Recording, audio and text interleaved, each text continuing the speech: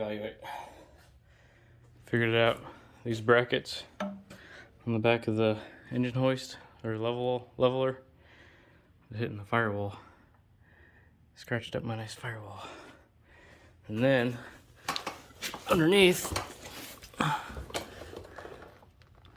the bracket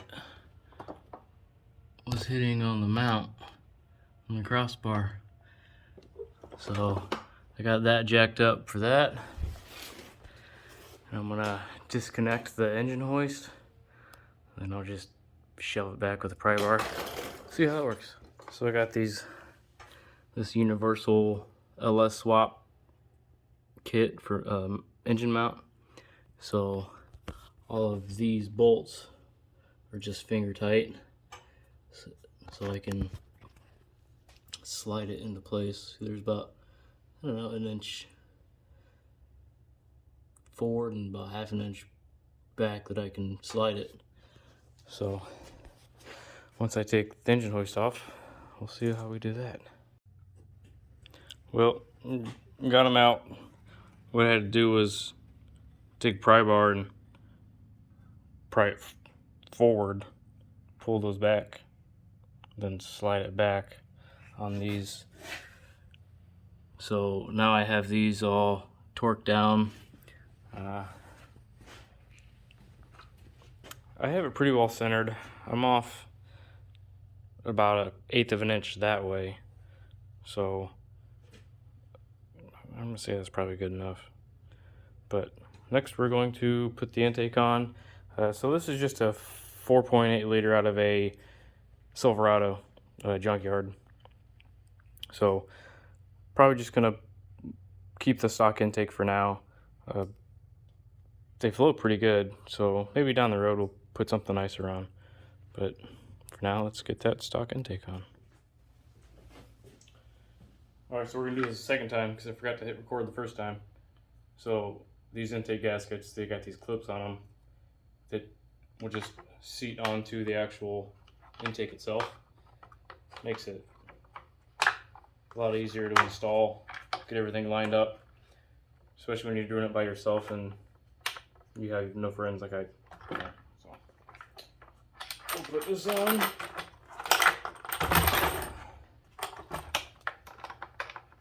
Get these torqued down. Come on.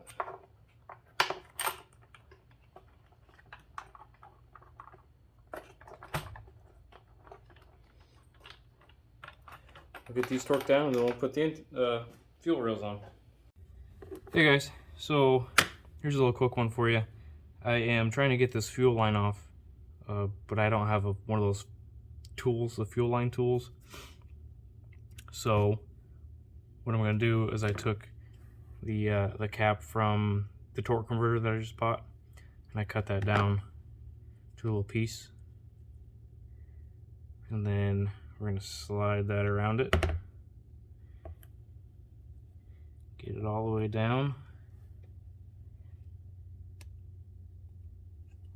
Make sure you engage all those little tabs. And then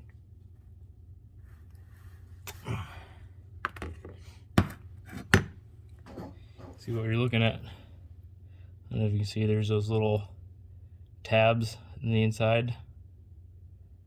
You gotta get those to be pressed down.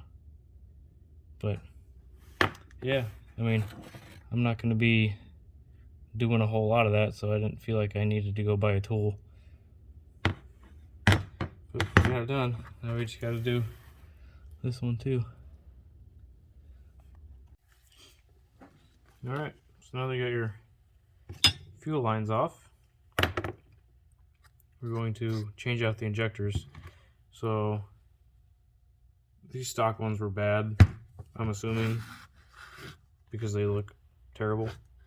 So I'm going to put in these new ones. These are 60-pound injectors, so should give us a little more fuel if we need it.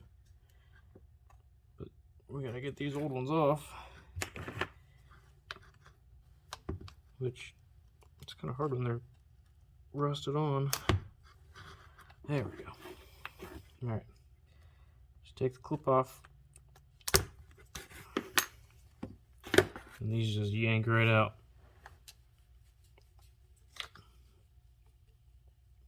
Maybe a little motivation here.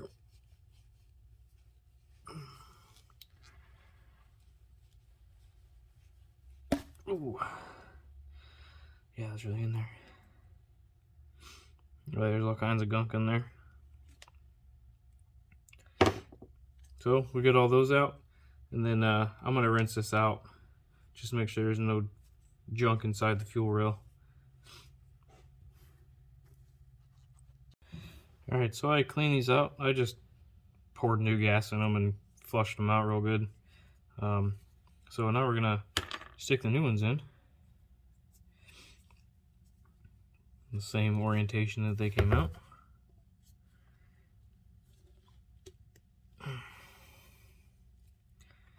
And then just gonna stick your clip back on,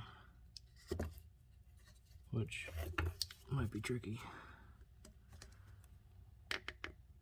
There we go. All right, 1 down, 7 to go.